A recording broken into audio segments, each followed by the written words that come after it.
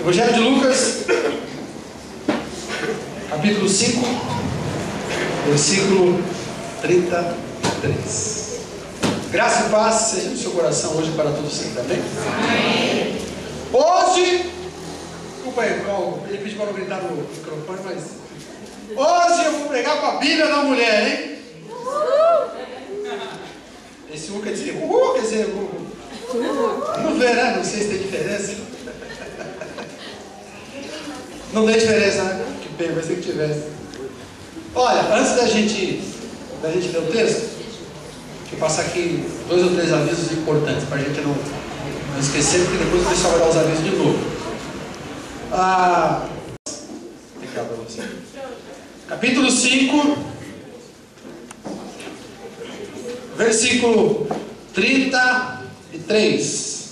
Dê uma olhada para a esquerda, uma olhada para a direita, uma olhada para a frente e outra para trás. Fica ligado. E veja se alguém sem Bíblia.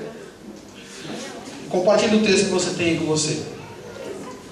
Lucas, capítulo 5, versículo 33. Quem achou, diga Jesus me ama. Quem achou? Quem não achou, diga Jesus me ama a si mesmo. Jesus me ama a si mesmo.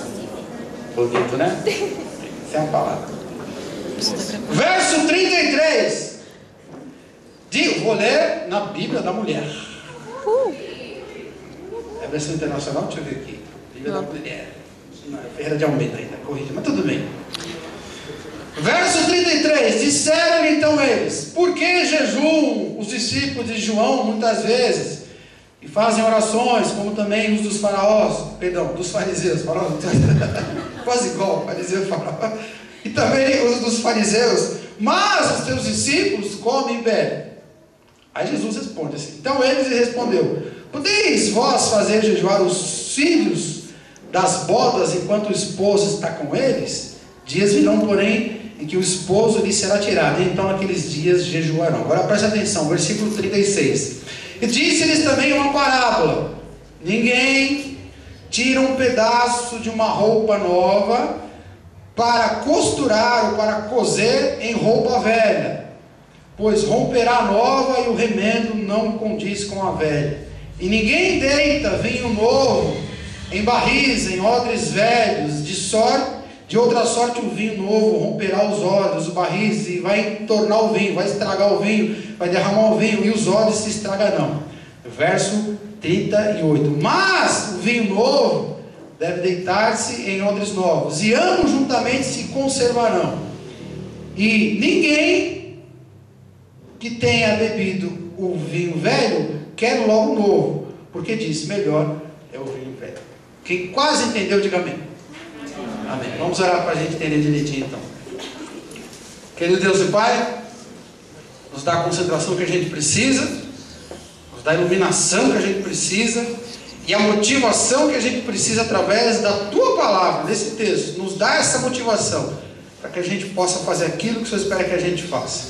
Nos ajuda, nos dá graça, nos protege nessa hora.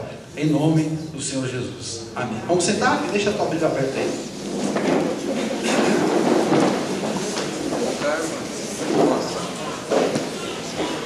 Durante a ministração, na última canção, André cantou e André ministrou aqui dizendo o seguinte: que Deus está por fazer grandes coisas. Deus fará grandes coisas. Deus está planejando, está preparando grandes coisas. Quem realmente acredita que Deus está preparando grandes coisas, dê uma glória a Deus bem forte. Glória a Deus! Esse cara acredita mesmo. Muito bem, é científico mesmo. Mas tem um velho ditado que diz assim: Dona Aranha subiu pela parede, veio a chuva forte e a derrubou. Olha só, hein? Olha que ditado filosófico profundo, hein? Meu amigo com 3 filhos. Às vezes eu levanto de manhã, vejo eu cantar música ao Senhor, né? Ele exaltado. Aí eu começo. Como é que é mesmo, Carol? Eu começo cantando a música do Patati Patatá, né? É com patati. Se você quer sorrir, é com patati. Se você quer dançar, é com patatá. 3 crianças em casa já viu, né? E essa da Dona Aranha não sai na cabeça. Dona Aranha tinha lá os seus planos, tinha lá a sua vida e foi fazendo a sua teia. De repente, veio uma chuva forte, que ela não esperava. E a chuva veio, ela não estava pronta, e a teia que ela tinha construído desabou, e a dona Aranha caiu. Como escreve os meninos do Orkut, né? No Facebook, a fila, as coisas aconteceram, a gente se planejou, a gente se organizou, achou que Deus estava trabalhando de uma maneira, de repente o caldo entornou, o caldo desandou. Ou seja, lá no versículo 38, diz assim: pelo contrário, o vinho novo, a nova circunstância, a nova realidade, aquilo que está acontecendo de diferente em nossas vidas, uma nova conjuntura, vou usar uma palavra complicada, nova dispensação, palavra estranha, né? Diga assim, dispensação. Sabe o que é dispensação? Tentando aplicar a palavra do contexto teológico, nosso contexto de dispensação, é uma maneira diferente de Deus trabalhar na sua vida, fazendo uma aplicação bem popular e considerando bastante coisa da teologia. A dispensação nova é a nova maneira com que Deus está agindo. Aqui nesse texto, por exemplo, durante muitos anos, muitos séculos, Deus agiu de uma maneira. Olha, quando vocês pecarem, tem que pegar um animalzinho, tem que matar um animalzinho, fazer um ritualzinho. Aí o sangue do animal não vai perdoar vocês, porque é sangue de animal e vocês derramaram sangue de gente. Mas o sangue do animal, através do arrependimento de vocês, da fé naquele que virá, que é o Messias, esse sangue, pelo menos durante um tempo, é como se pegasse a sujeira de vocês e jogasse para debaixo do tapete, vai encobrir a mancada de vocês. Daí vem a palavra expiação. Expiação no hebraico significa acobertar, encobrir, esconder, né? Aí o livro de Hebreus do Novo Testamento diz assim, que o sangue de animais nunca poderia purificar homens. Claro que não, por isso que Jesus precisava morrer homem por homem.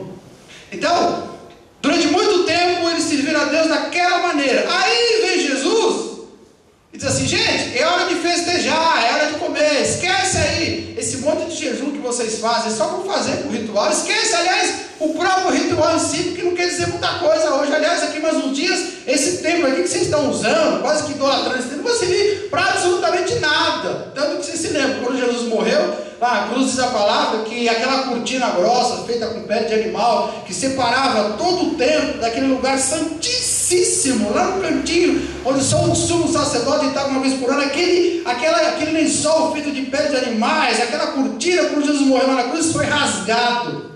Por que rasgou? Porque a partir daquele momento Deus não se manifestaria mais naquele lugar ou lugar nenhum, mas se manifestaria em pessoas. Quer dizer, Deus estava começando a agir de forma diferente, era uma nova dispensação. Deus estava, vamos dizer, mudando as regras do jogo, não só dando uma pintada na fachada da casa, mas efetivamente derrubando as paredes e construindo uma nova realidade. Olha que coisa!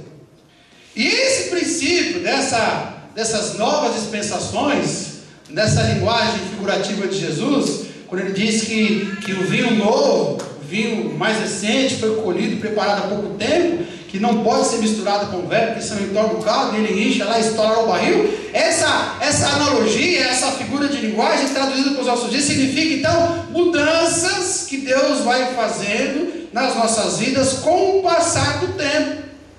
Hoje você ainda não trabalha no emprego, fazendo alguma coisa, ganhando um salário com um certo chefe. Daqui a 3 anos, você está fazendo uma outra função, está ganhando um salário diferente e muitas vezes com outro chefe, às vezes você é o chefe. Ou seja, a maneira com que Deus estava trabalhando com você naquela circunstância profissional mudou. Hoje você pode estar se relacionando com alguém, minha namorada, meu namorado, meu noivo, minha noiva, meu ficante não pode, né? Meu ficante, meu não. Mas é meu alguma coisa. Daqui a 3 anos você está casado com aquele sujeito. Aí a relação é completamente outra. A maneira com que Deus lida é completamente outra. Muitas vezes você está envolvido numa situação dentro da igreja, em casa, na sua rotina, não importa qual seja, e essa situação começa a mudar, começa a ser transformada, e aí você percebe que Deus agora está agindo, é claro, com os mesmos princípios eternos dele, porque ele não muda, mas agindo, se comunicando e fazendo coisas de forma diferente, ou seja, em outras dispensações, outras realidades, novas realidades. E o que Jesus ensina extrapola o contexto religioso. Ele está dizendo: olha, até hoje Deus agiu espiritualmente falando com vocês de uma maneira. A partir de agora, Deus vai agir de outra maneira. Ou seja, vocês não podem pegar a maneira antiga de trabalhar com as coisas espirituais, que é o que os fariseus estavam fazendo. Vocês não podem pegar a maneira antiga de trabalhar com as coisas espirituais e querer lidar comigo da mesma maneira. Por exemplo, essa história do jejum, porque discípulos dos fariseus, discípulos de João Batista, discípulos do cabelo, não sei de quem, ele jejuam não sei quantas vezes, e os seus discípulos, essa banquete dali, almoço daqui, churrasco dali. Jesus disse: olha, vocês não podem esperar que nesse novo momento, nessa nova maneira com que Deus começa a trabalhar agora com vocês não podem querer trabalhar com Deus como era antes. Na verdade, o jejum para eles é importante. Ele profetiza, vai chegar o dia que eles vão ter que jejuar, porque a coisa vai apertar. Mas esse momento é um momento de festa, de celebração, porque agora é a instauração de uma nova realidade. Toda vez que Deus começa a gerar uma nova realidade na sua vida, preste atenção agora, você precisa mudar as suas posturas. E esse é o ponto. Cada vez que Deus muda a maneira de trabalhar com você, cada vez que Ele muda a dispensação na sua vida, seja onde você congrega, na igreja, seja no ministério que você trabalha, seja no seu serviço, na sua profissão, seja na sua vida conjugal, até mesmo na tua saúde física. Quando você tem uma saúde diferente de uns anos atrás e Deus começa a trabalhar com você de forma diferente, toda vez que Deus muda a maneira de trabalhar com você, as suas posturas têm que ser mudadas. Agora quem já entendeu mais melhorzinho, diga amém. Amém. Agora entendeu. E aí essa ilustração ali, eu lembro que eu ia pro remédio, a roupa rasgou, era uma roupa velha que eu gostava muito dela, né? E rasgou. Aí eu peguei um tecido novo, um pedacinho de tecido, e fiz um remendo. Uma roupa velha, que já encolheu o que tinha que encolher, já desgastou o que tinha que desgastar, e um pedacinho de pano novinho, que nunca foi lavado, nunca foi colhido. Se eu pegar um pedaço de tecido novo e grudar a roupa velha, e depois eu lavar, o que vai acontecer? Um vai colher, o outro já encolheu, vai rasgar os dois, vai perder os dois. E se eu pegar o vinho fermenta, ele delata, ele tem mudanças químicas ali, físicas até mesmo na estrutura molecular do vinho, ele está em um barril envelhecido, e ele já delatou e aquele barril já encheu. Se você pegar um vinho diferente e colocar junto com o velho, se você misturar, aquele barril vai explodir, cara. Por quê? Porque você não pode misturar as coisas velhas com as coisas antigas. Você tem que entender a nova dispensação de Deus. Agora presta atenção. Deus está preparando novas e grandiosas coisas. Diga amém. Amém. Deus está preparando mudanças tremendas na vida da igreja como um todo e na vida de cada um de nós. Mas, para que Ele cumpra com essas grandes e tremendas mudanças, Ele não vai ir sozinho, Ele vai usar a sua vida. E para que Ele possa usar a sua vida, você precisa se adaptar. Diga amém. Amém. Vou falar só um pouquinho disso hoje, não posso demorar muito, porque hoje tem assembleia, né? Hoje tem um ciclo também para ministrar. Eu vou dizer duas coisas sobre esse assunto. A primeira é aquilo que a gente já sabe. A gente tem que mudar? Tem. Só que as pessoas, elas resistem às mudanças. Diga assim, isso é comigo. Isso é comigo. Diga de novo, isso é comigo. Se você gosta, por exemplo, qual o prato que você mais gosta? Onde que a sua mãe faz? Quando você chega em casa de noite cansado, seu pai faz, ou sua mulher cozinha? Qual é o seu prato preferido? Olha, eu posso sair de casa qualquer dia à noite, menos tal dia, porque minha mulher faz lá um tal de inhame com fava. E aí de sobremesa ela mistura lá carambola com goiabada e creme de leite. Põe na dor de barriga não é nada, né? Mas é uma delícia. Toda sexta-feira você chega em casa, sossegado, e sabe que vai ter aquele prato maravilhoso. Isso já durante anos. Aí tem uma sexta-feira que você chegou, e sua mulher ou sua mãe que cozinha estava lá de palco pro ar assistindo a novela das 6, né? Aquela que eu gosto, como é que chama mesmo? Cordel Encantado. Cordel Encantado, isso. Aí cheguei, minha mãe estava lá com as pernas pro ar, vendo o Cordel Encantado. Eu olhei para a mesa, cadê a minha gororoba de toda sexta-feira? Aí aquilo cria um estresse da gente. Ai meu Deus do céu, e agora? Agora eu tenho que fazer alguma coisa. Como fazer alguma coisa? Não vou fazer nada, eu quero o meu negócio toda sexta-feira. Tem uma mudança ali, uma mudança séria, mas que não serve transtorno, não. Ô mulher, você está doida? Hoje é sexta-feira, tem que ter a minha comer o inhame, com fava, com não sei o que lá, não. Chega na faculdade, na segunda, voltou às aulas, né? Chega lá, voltou, está traumatizada ali, coitada. Voltaram às aulas. E no dia que eu voltei para aula, eu tomei um susto. A metade da minha sala tinha sido trocada por outra metade. Misturou. Ah, meu Deus do céu, minhas amigas, a gente está junto, já vem eu. Não posso estudar, perder sem elas. Eu trocou aqui, professor. São bobagens, são mudanças pequenas, são bobaginhas e que a gente resiste. O problema não é a resistência com essas coisas pequenas. O problema é a resistência com as mudanças grandes. Mudanças que realmente vão interferir na nossa vida. Esse é que é o grande problema. Quando você pega, por exemplo, uma mulher que foi embora com o outro, morreu, você fica sozinho lá, homem, com 5 filhos para criar. Você fala, e agora? Primeira mudança, qual que é? Tem que arrumar outra mulher. Sozinho, homem, sem saber cozinhar, com 5 filhos, primeira coisa é arrumar outra mulher. Essa é a primeira mudança? Não, senhor. Não, mas eu amava muito a minha esposa, apesar dela ter morrido, eu indo embora, eu não vou mudar coisa nenhuma. Meu amigo, se você não mudar, você morre de fome. Você não pode resistir a essa mudança. O meu médico diz assim, quantos anos você tem? Já fiz 40 anos. Entrei na fase 200, 40, 50, 70, até os 30 estava bom. Aí o médico diz assim, olha, fulano e tal, você já não pode mais fazer como antes. Você trabalhava 12 horas por dia, você comia sua porcaria, só que seus exames agora estão dizendo que você já não é mais uma bebezinha, já não é mais aquela menina, entendeu? Você tem que tomar cuidado. Não, eu quero nem saber, não vai que se dane, não, você que vai se lascar.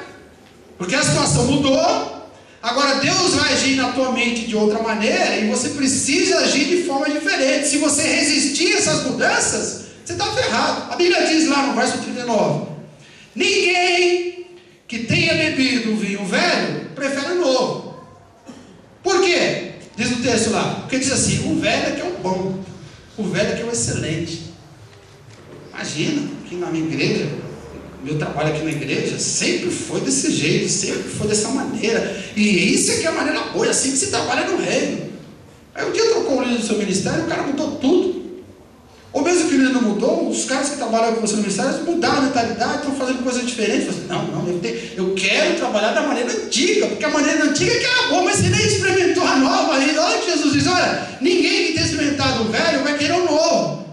Mas não é melhor experimentar o novo? Jesus falou, os caras não vão querer experimentar, ele já parte do pressuposto de que as pessoas não querem experimentar o novo, elas simplesmente se apegam ao velho, se prendem às coisas velhas, e não querem experimentar as novas, mas não querendo experimentar as novas e prendendo as velhas, elas não se adaptam às mudanças, elas não mudam diante das novas dispensações, elas resistem às mudanças, e em resistir às mudanças, Deus não é capaz, não pode operar grandes coisas na vida delas, porque elas não deixam Deus fazer aquilo. Aí Deus faz com o outro. Vê o camarada ali dando certo, um colheu um milagre ali, outro prosperou ali, outro cresceu ali, mas e eu? Deus vai dizer, eu não faço nada porque você não muda. Estou dizendo para você mudar e você continua preso ao velho vinho e nem experimentou do novo ainda. O velho Salomão, na sua sabedoria já de ancião, já de coroa, de tiozão, quando ele escreve lá o livro de Provérbios, depois o livro lá de Eclesiastes, ele diz assim, lá no capítulo 7, jamais digas, por que foram os dias passados melhores do que estes? Essa é a palavra de alguém que tinha, vamos dizer assim, só a maior quantidade de sabedoria que o ser humano poderia ter de toda a história. Você lembra do texto bíblico? Deus falou, Salomão, pede aí meu filho, o que você quiser, só quero sabedoria. Aí Deus respondeu. Era o camarada mais sábio de toda a história, e ele diz assim, no final da vida, quando ele já tinha mais sabedoria do que no dia que Deus respondeu a oração dele, dizendo assim, olha, nunca diga que os dias passados foram melhores. Por que não volta a dizer, não diga isso, porque isso é tolice, isso é burrice.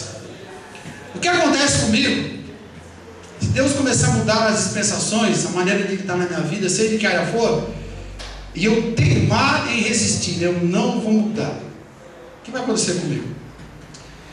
A primeira coisa é que você vai perder aquilo que Deus vai realizar, que que só você iria experimentar. Usando o texto bíblico, ele diz assim: transformai-vos pela renovação, transformai-vos pela renovação da vossa mente, para que você possa experimentar, para que experimenteis a vontade de Deus, que é boa, perfeita e agradável. Deus tem grandes coisas? Tem. Deus está projetando uma grande mudança na história da humanidade? Está. Deus quer realizar através dos olhos? Claro que Ele quer. Mas para que você possa experimentar a vontade de Deus, que é boa, perfeita e agradável, você tem que tirar da sua cabeça essa ideia de que o que passou é que era bom, que só o vinho velho que era bom. Tem que experimentar o vinho novo, porque quem faz o vinho novo é Deus, não é o capeta que está te dando o vinho novo. Deus está mudando a maneira de trabalhar, e se você resistir a essa maneira, você vai ser uma pessoa sem visão de Deus, uma pessoa sem visão dos benefícios do que Deus quer fazer na sua vida, e você vai passar batido enquanto outras pessoas vão passar na tua frente. Você não vai experimentar a boa, perfeita e agradável vontade de Deus. Por quê? Porque para experimentar a boa, perfeita e agradável vontade de Deus, tem que renovar a mente, renovar os pensamentos, renovar a maneira de mudar. Quantos de vocês têm carro? Deixa eu ver. Quantos tem uma caranga? Um Jeep, um Jegue, não, um Jeep, um Opala, uma Ferrari, quantos tem? Deixa eu ver, levanta a mão de novo, deixa eu ver aqui, deixa eu ver. Muito bem.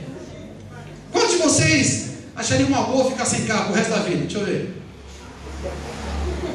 Tem uma ali que quer vender o carro. Eu acho que ela é que tem um jegue, né? Ninguém quer ficar sem carro. O carro é uma beleza, né? Puxa.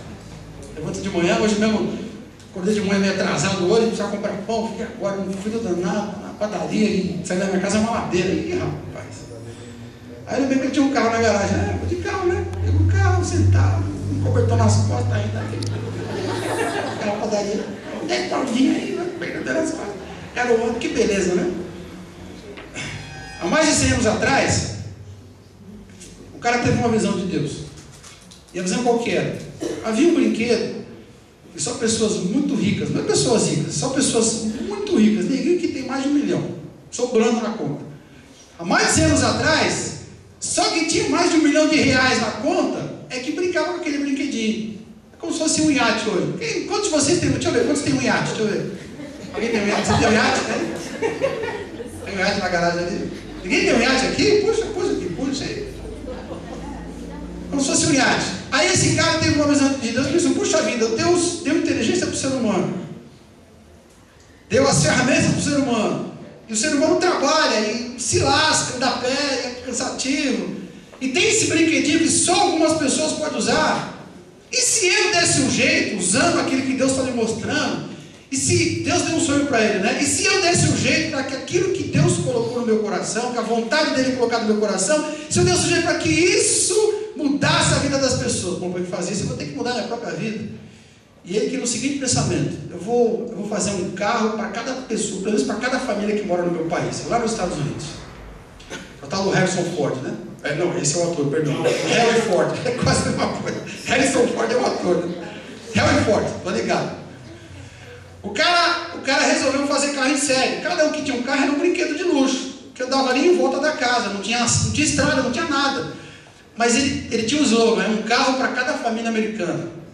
E ele correu atrás. Só que ele correu atrás, ele mudou a vida dele, a maneira dele trabalhar, mudou a vida de outras pessoas, e mudou tanto que outras empresas, outros empresários vão fazer a mesma coisa. Aí apareceram outras marcas, GM e General Motors, apareceram outras marcas. E aí o que aconteceu? Hoje, levanta de novo a mão aqui no carro, deixa eu ver, levanta a mão. Aqui, ó, 100 anos depois, olha quanta gente tem um carro, não precisa mais ir de jegue nem a pé buscar o pãozinho de manhã. Porque um dia alguém teve uma visão do que Deus queria que ele fizesse. Olha que coisa extraordinária. Mas vamos pensar em coisas mais espirituais. Quantos de vocês são crentes? Deixa eu ver. Levanta a mão agora. Muito bem. Há mais de 100 anos atrás, um grupo de pessoas teve um sonho de Deus. E o sonho era o seguinte: Deus queria muito que a gente mudasse alguma coisa, mas para mudar o que Deus está querendo que a gente mude, tem que mudar o nosso caminho aqui, ó. Só que vai ser muito difícil fazer aquilo que está no nosso coração, porque as pessoas com quem a gente mora não vão entender. E para dizer a verdade, a gente também não quer fazer isso. Qual era o sonho que eles tiveram? Nós tivemos uma visão de Deus, da vontade de Deus que é boa, perfeita e agradável. Só que a gente não está afim de fazer isso. Mas a gente vai fazer isso. Qual é a visão? Vamos levar o Evangelho para outros países. Há mais de 100 anos atrás, os missionários americanos, os primeiros que chegaram no Brasil, tiveram que lutar contra uma porção de coisas terríveis lá na Velha América, porque na cabeça dos americanos, há mais de 100 anos atrás, é uma coisa inconcebível tirar alguém da sua terra e mandar para um outro país. Ainda mais aqui na América do Sul, só tinha jacaré, crocodilo e índio, porque ninguém, não tem nada. Você vai fazer o que no Brasil? Não tem nada lá.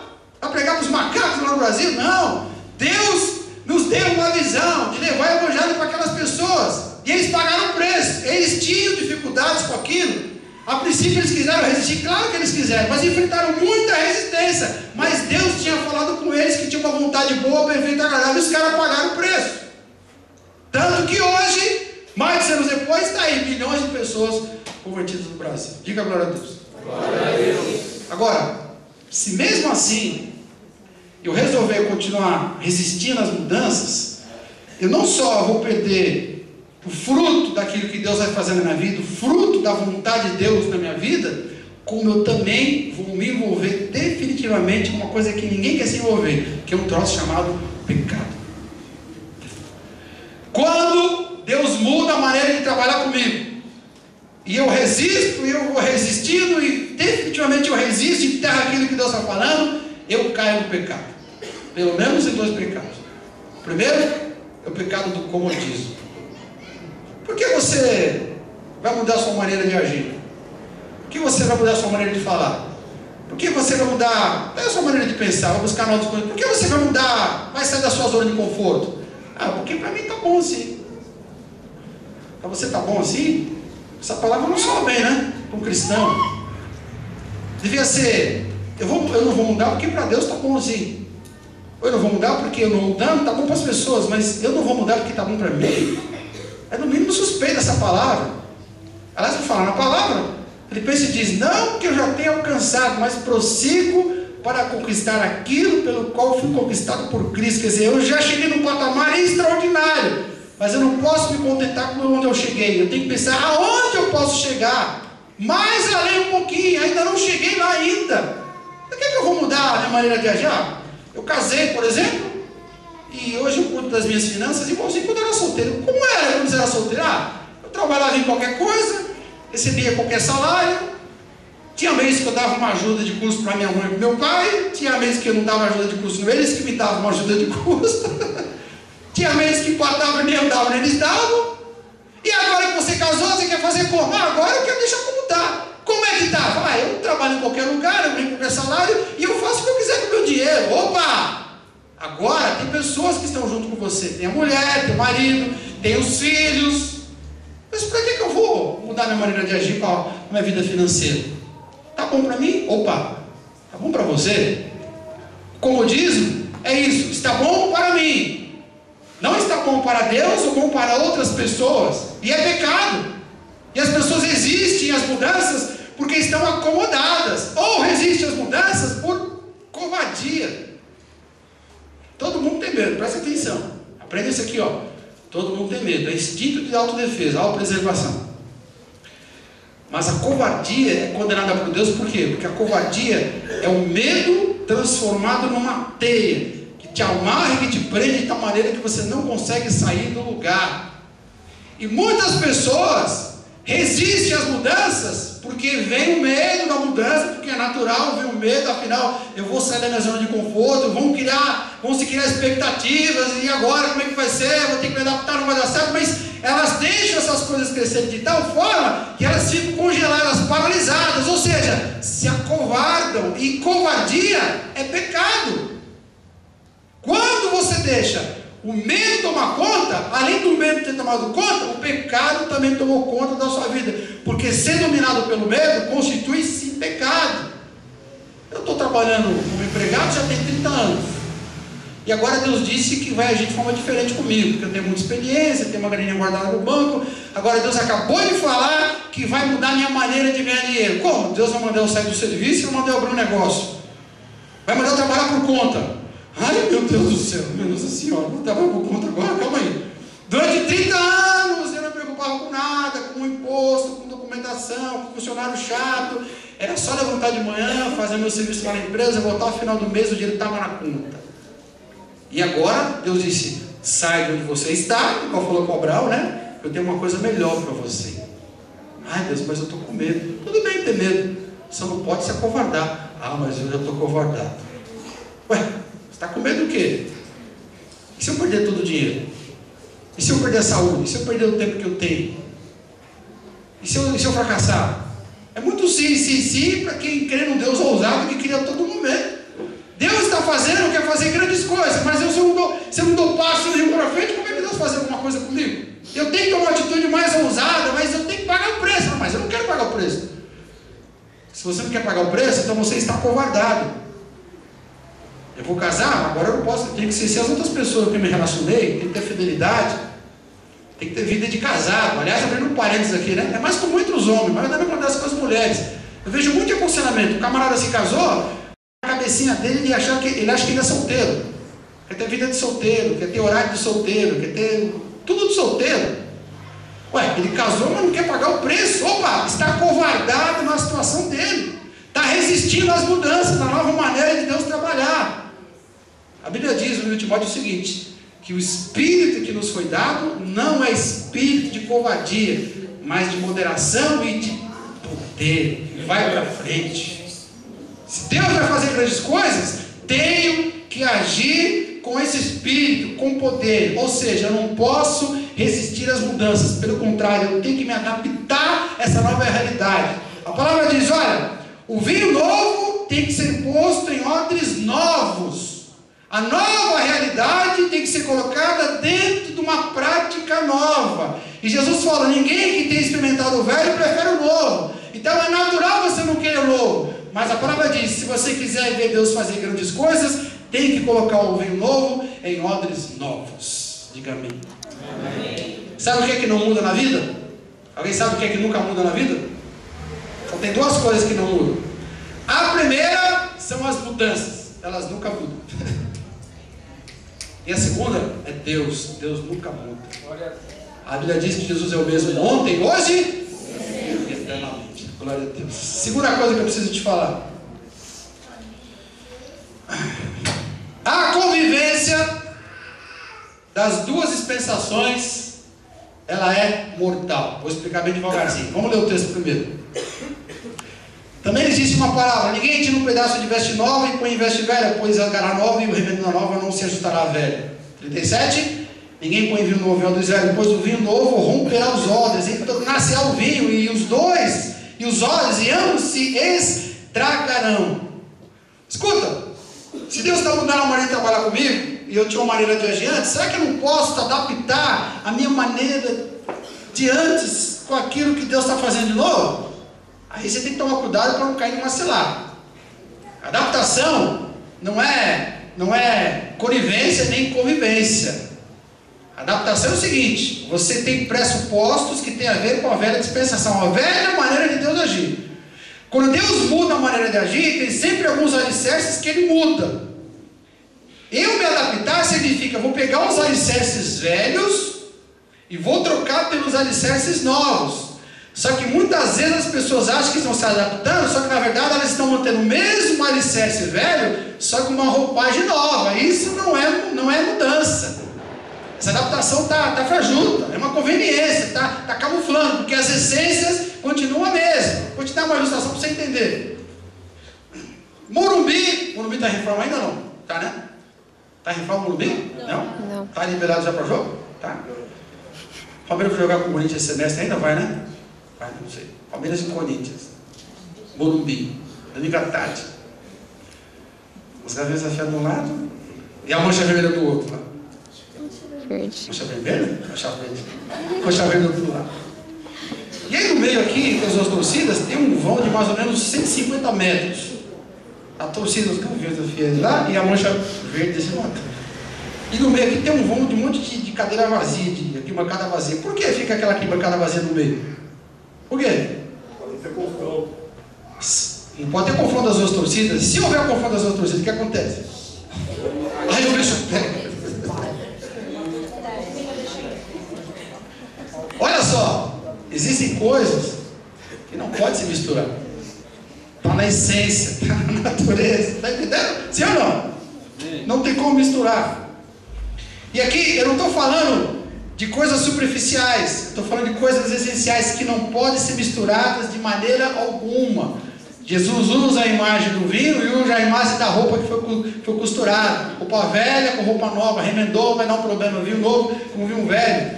Por que essa convivência é mortal? Primeiro, porque se você tentar misturar os alicerces da velha maneira de agir com a nova, no final essa convivência das duas dispensações vai destruir as duas coisas. Diz o verso 37, pois o vinho novo romperá os odres e vai se tornar o vinho, e os odres, não odres, se estragarão, tanto o velho como o novo vai se estragar. Um exemplo, a mulher acabou de separar, sabe aqueles primeiros 3 meses, a mulher separou do marido, o primeiro namorado, o homem da vida dela, e com quem ela teve lá seus 3, 5, 8, 10 filhos, e agora depois de 30 anos se separa. Pergunta, ela tem muito envolvimento emocional com esse marido, sim ou não? Sim. Claro, ela pode até estar odiando ele por ele fez alguma besteira, ela pode até querer matar ele, mas enfim, mas ela tem uma história de vida com ele. E aí, naqueles primeiros 3, 4, 5 meses que ela está separada, ela arruma um namoradinho. Aí aparece um tiozinho lá que gosta dela e blá blá blá, e ela se sente agora renovada, blá blá blá. Só que ao mesmo tempo que ela está apaixonada, apaixonadamente envolvida com o novo namorado, puxa vida, de repente, tudo aquilo que eu sonhei com meu marido de 30 anos atrás, que isso eu não posso realizar agora, etc. Aquilo que ela imaginou do marido, agora começa a projetar no rapaz, né, que apareceu para ficar com ela. Só que toda vez que ela vê o marido, o ex-marido, aí ela espera ficar molhado de novo. Ai, meu Deus do céu. E ela vai, ô José, por que você foi embora, José? E aí José se manda de novo, aí ela conta, fica emocionado, se sente uma menina de 15 anos. E aí começa, quer saber, eu vou ficar com os dois. Vai dar certo esse negócio sim ou não? Não. Tem coisas que não se misturam. Vê se você começa a entender o que eu estou querendo te falar. Está entendendo sim ou não? Você está numa igreja, por exemplo, essa igreja aqui, coitada, ninguém sabe se ela é pentecostal, se ela é tradicional, mas ela tem uma teologia. Ela pode, a maneira de cultuar é bem misturada, bem ampla, bem solta, vamos dizer assim. Mas a teologia dela é ortodoxa, é histórica, como a gente diz em história da teologia. E se você, por exemplo, começa a trabalhar aqui com a gente, começa a conviver com a gente, e ao mesmo tempo começa a ir em outros lugares, e quando é uma doutrina aqui, outra ali, vai chegar uma hora que você vai ser confrontado, ou por mim ou por alguém aqui da igreja, e que você vai começar a ficar doidinho de pedra. Porque você não vai conseguir nunca, olha para mim aqui, você nunca vai conseguir conciliar a doutrina dessa igreja com nenhuma outra igreja que você conhece aqui no Pimentas, e eu tenho uma forte impressão que nem mesmo em Guarulhos inteira. Mas, se você quiser misturar as duas coisas, você vai acabar ficando sem as duas. A mulher que quer ficar com o rapaz, o namoradinho novo e o ex-marido, vai acabar ficando sem os dois. O camarada que quer viver os valores cristãos, as promessas cristãs, e ao mesmo tempo os valores do mundo e as oportunidades do mundo, eu quero um pouco do mundo, um pouco da igreja, um pouco do mundo, um pouco da igreja. No final ele fica sem o mundo, sem igreja. Sabe o que era melhor para esse camarada? Sabe o que é melhor para essa pessoa? Se você está sentindo assim, sabe o que é melhor para você? É melhor você escolher uma delas e matar uma delas. Mata um dos namorados. Mata uma das igrejas.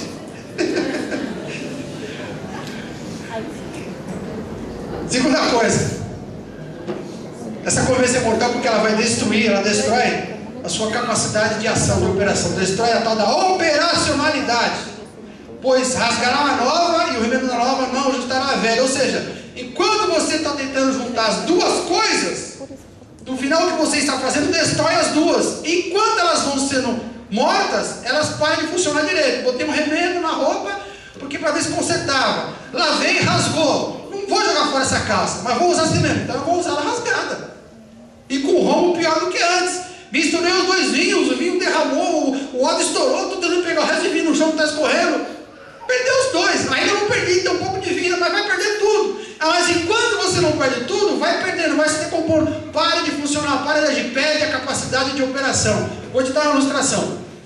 Quando eu fiz 15 anos de idade, e não tem muito tempo, né? Quando eu completei 15 anos de idade, a minha mãe me deu um presente. Aí cheguei em casa com uma caixinha assim, né? Aí eu todo ansioso, abri a caixinha. Era uma máquina de escrever da Olivetti, Letera 350. Rasgava o papel, era uma delícia. Isso é porque eu não tinha muito. Aí pra comprar meu curso de datilografia, aí que eu fiquei bom pra caramba, né? Olivetti. Essa semana, preparando esse estudo aqui, tive a curiosidade de olhar na internet como é que estava o Olivetti, né? E sabe quantos tipos de máquina de escrever que a Olivetti produz hoje? Sabe quantos tipos? Sabe quantos tipos de máquina de escrever que a Olivetti, que há alguns anos atrás só produzia máquina de escrever, sabe quantos tipos de máquina produz hoje? Sabe quantos? Sabe quantos? Nenhum. Ué, o que ela fez a vida? Meu amigo, a vida mudou. E os caras da máquina de escrever foram pro computador, o computador foi pro notebook, agora os caras foram pro home top lá, no smartphone, Deus sabe o que vem daqui pra frente. E os donos do Olivetti falaram, meu, a gente tem que adaptar os novos temas, nova dispensação, e afinal é o que Deus está fazendo com a gente, o mundo está mudando, os caras mudaram. Mas sabe quantas empresas de máquina de escrever tinha desse tempo atrás, aí, quanto tempo atrás, não sei quanto tempo, sabe quantas tinha? Tinha um monte. 2 ou 3 sobraram. Por quê? Porque continuaram a querer produzir máquina de escrever. Quando estava todo mundo indo para o computador, o computador é muito caro. Na época era uma fortuna, era o preço de um carro popular na época. O computador é muito caro. Ninguém sabe mexer com esse trambolho. Era um trambolho enorme, né? O computador é caro, é complicado, gasta energia, bobagem. Você acha? Pensa comigo, eles né? 300 anos atrás. Seja razoável. Você acha que um dia esse computador que custa o preço de um carro popular, você acha que um dia de cada 10 brasileiros, pelo menos 5 vão ter um computador em casa? Você está louco. E foi exatamente o que aconteceu, os caras se lascaram. Mas a Olivetti continua viva até hoje. Eu quero trabalhar em 10 ministérios ao mesmo tempo. Quantos ministérios eu vou suprir? Nenhum. Eu quero ter 10 mulheres ao mesmo tempo. Quantos eu vou suprir? Nenhuma. Eu quero adorar 20 deuses ao mesmo tempo. Quantos deuses eu vou adorar? Nenhum. Está entendendo, sim ou não? Isso, na verdade, se eu tentar misturar o vinho novo com o velho, as essências do velho com o novo, as essências do pano novo com o pano velho, na verdade eu vou ficar sem os dois. Por isso que eu te falei, é melhor matar um dos dois ou matar os dois. Jesus falou assim, se o grão de trigo usado na terra, se ele não morrer, ele não brota. Mas, Jesus falou, se ele brotar, se ele morrer, ele brota. E se ele brotar, aí ele vai dar fruto e vai dar muito fruto. Às vezes é preciso matar para que tudo não venha à tona. Respira bem fundo aí, respira. Vou tentar acabar esse negócio aqui. Respira para oxigenar o cérebro. Manda oxigênio para o cérebro. Ativar mais o cérebro ainda. Vamos pensar mais aqui juntos.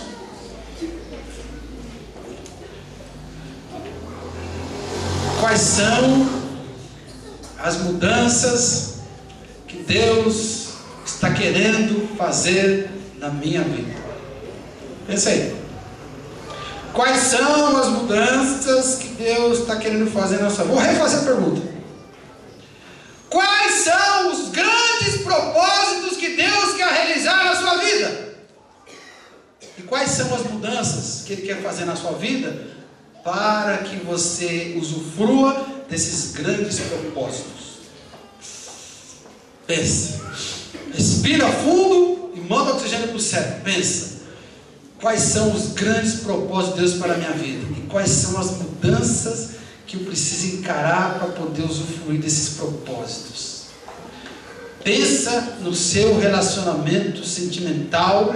Pensa no seu relacionamento familiar.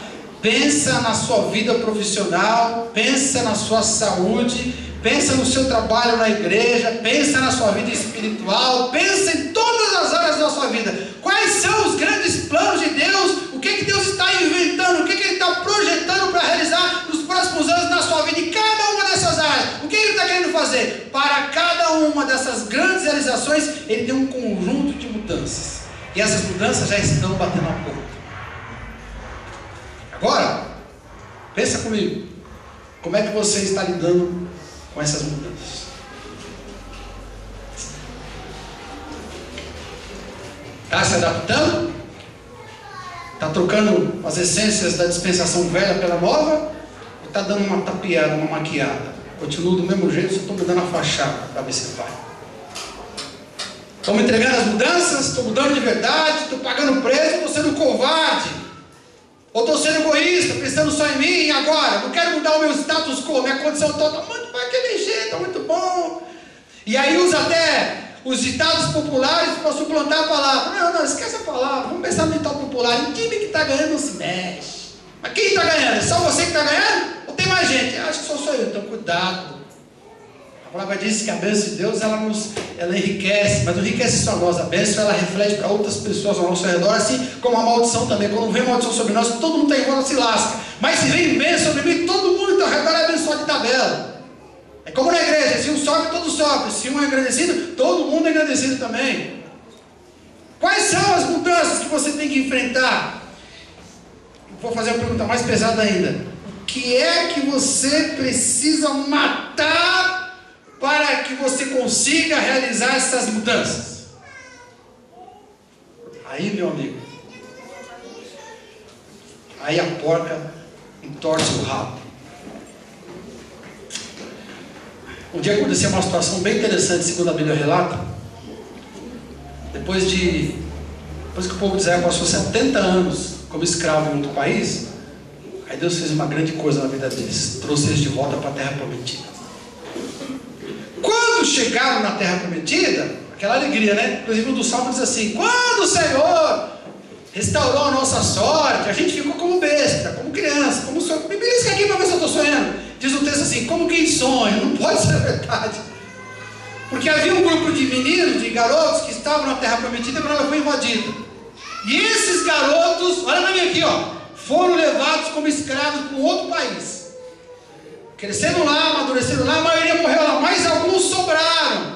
70 anos depois, aqueles garotos já eram velhinhos, voltaram. Deus trouxe de volta. Esses caras estavam que não se cabiam da alegria. Só que quando eles estavam lá, eles criaram família, tiveram filhos. E os filhos deles que nasceram lá, cresceram com aquilo. Olha, nós não somos aqui, nossos pais vieram lá na terra prometida. E a palavra diz que a gente vai voltar. E de repente voltaram. Aí os velhos voltaram pulando de alegria, com a mulher na mão e capinando pulando de alegria. E os jovens voltaram pulando de alegria.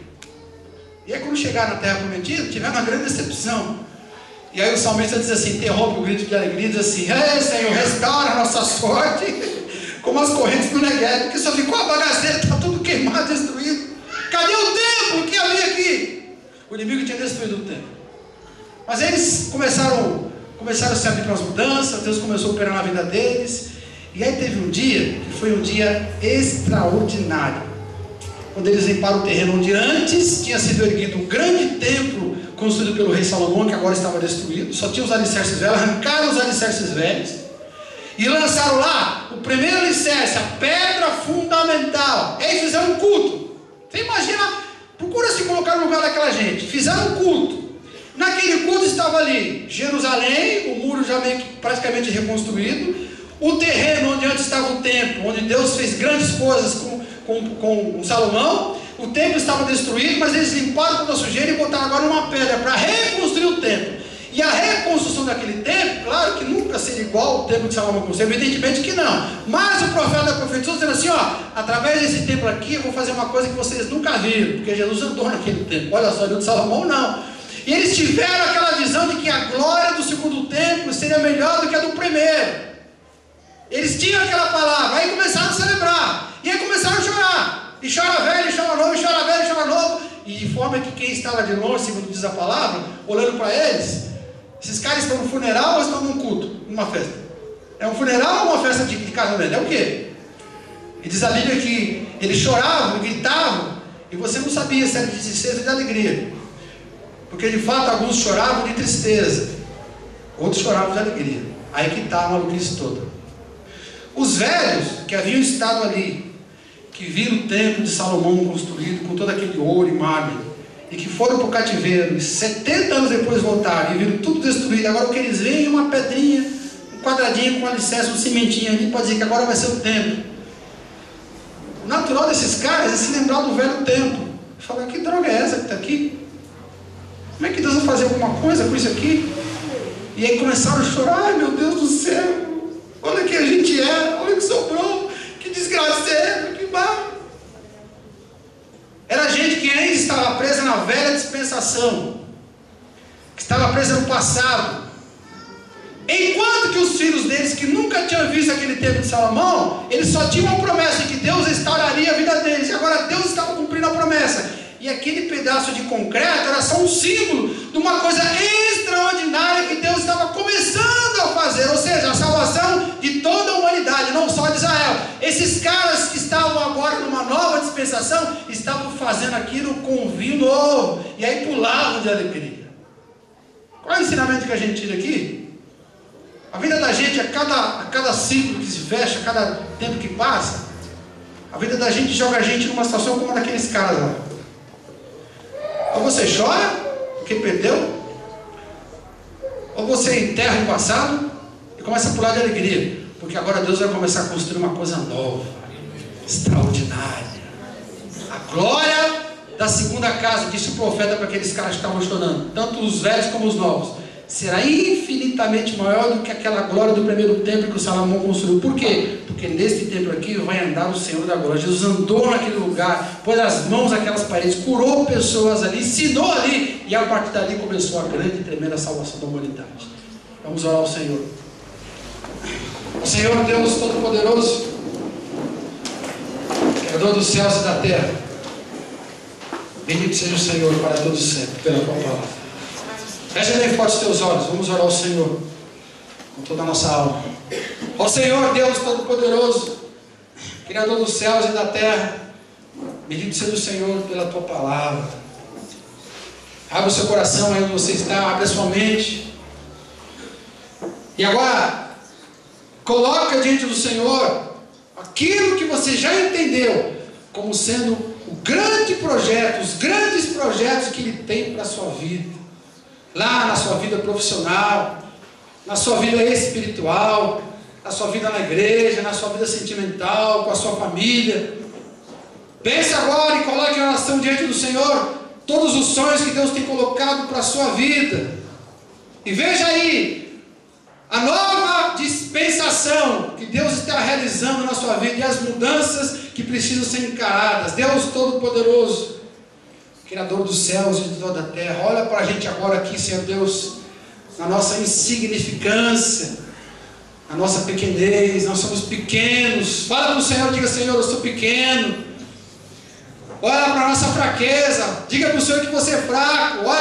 Olha, Senhor Deus, para os nossos medos, diga para o Senhor que você tem medo das mudanças, que você está preso ainda nas coisas antigas. Ó Deus Todo-Poderoso, descrava agora do nosso interior tudo aquilo que está amarrando as nossas vidas, não por ser antigo, mas por fazer parte da antiga relação que a gente tinha contigo, antiga dispensação. Enche-nos agora das novas bases para aquilo que o Senhor está querendo fazer.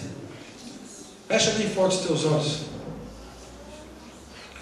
Fecha bem forte os teus olhos. E agora coloca diante do Senhor cada um dos planos que Ele tem colocado no seu coração.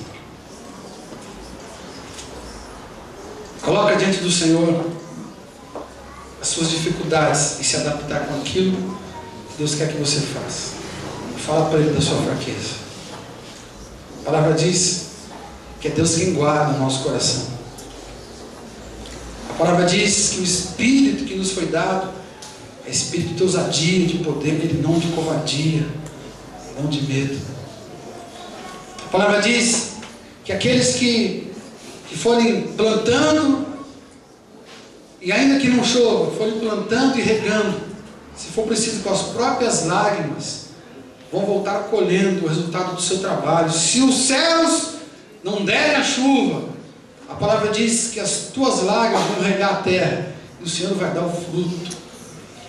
Ó Deus Todo-Poderoso, Criador dos céus e de toda a terra, nós colocamos agora, Senhor Deus, a nossa pequenez, a nossa limitação, os nossos sonhos diante do Senhor que são grandes, mas a nossa pequenez, a nossa limitação, Senhor Deus. Nos ajuda nessas mudanças, nos ajuda a enxergarmos as mudanças necessárias, transforma a nossa mente pela palavra, nos dá forças para a gente voltar para a palavra, para a meditação na palavra, para a leitura da palavra, e renova a nossa mente com a palavra, renova a nossa mente pela influência do Teu Espírito através da palavra, renova a nossa visão, Senhor, para que a gente experimente a Tua vontade, que é boa, que é perfeita e que é agradável, e aqueles grandes planos